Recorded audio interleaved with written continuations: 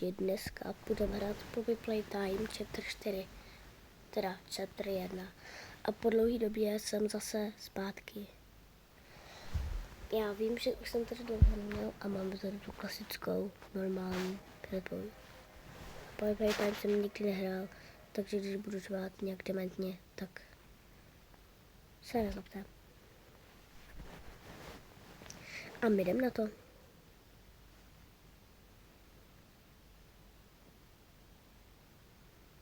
Tak už jsme tady vevnitř a tady musíme zjistit číselnou kombinaci. Asi zřejmě. Vypadá to, že jo? Já nevím, zkusím modrá. Ne? Taky ne. Tak je. Tak zkusím jít sem. Zkusím jít sem lidi. Slyšíte to? Slyšíte taky ten zvuk? Stop. Zkusím nahoru.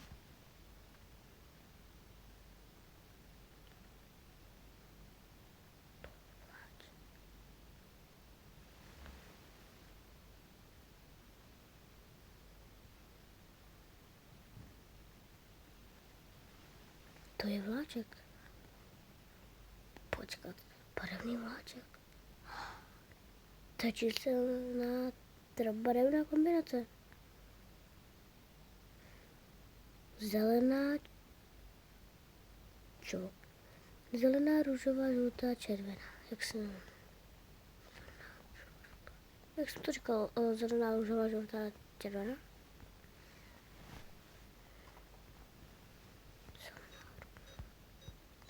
Jo, ale máme to. A teď musíme vzít tuto kazetku a dát ji tady takhle.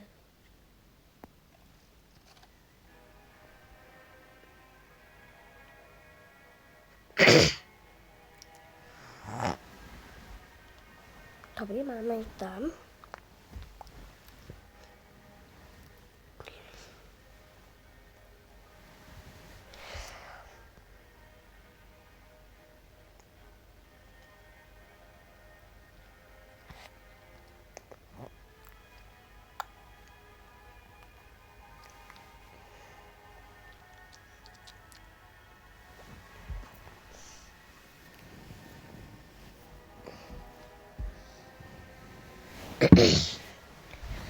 To nám ukazují jak se propoužívá. A vidíte ten čupík?